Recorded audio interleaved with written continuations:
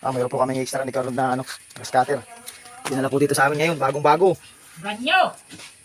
Hindi po alam ng pinagpadalan kung paano gagamitin. Kung nilalangisan daw po ulit-uti.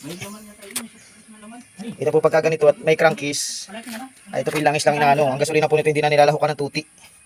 Kaya ito Kuya Arnold, lagyan mo ng tuti ito. Anong langis?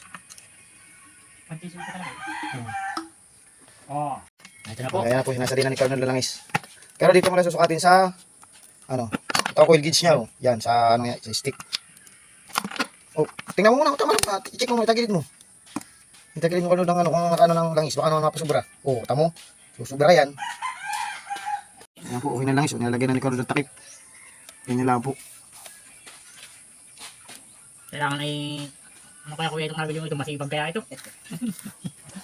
Yung! Ayan, sige. Lagyan mo naman ng gasolina at ang mandar na. Ayan o. Sa mga bibili pa po ng grass cutter na hindi masyado kabisado ay baka po kayo magkaroon ng idea dito sa video namin ni Carnold.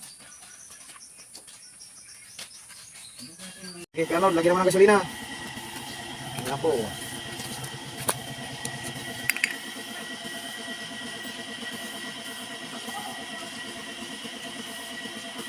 Ayan na po, may gasolina na. Pero wala pa laman yung linya niya. Kaya itong may baso-baso siya dito.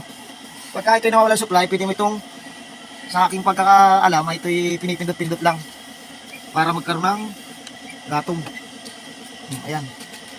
Para makita ang, ayan po, kita o. Oh, ayan. Naglalaman siya ng gasolina. Galing ah. Pag pinipindot siya. Oh. Para mawala yung airlock niya.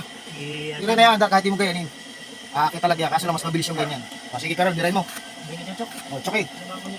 Oh, chok po yan, chok muna bago mandar. Yang on. Yan, yung on, ano mo dyan? Okay.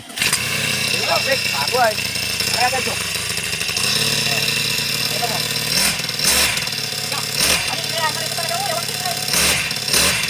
Okay na po. Okay. Ano naman tayo ng isang video. Oh, click. Brand new.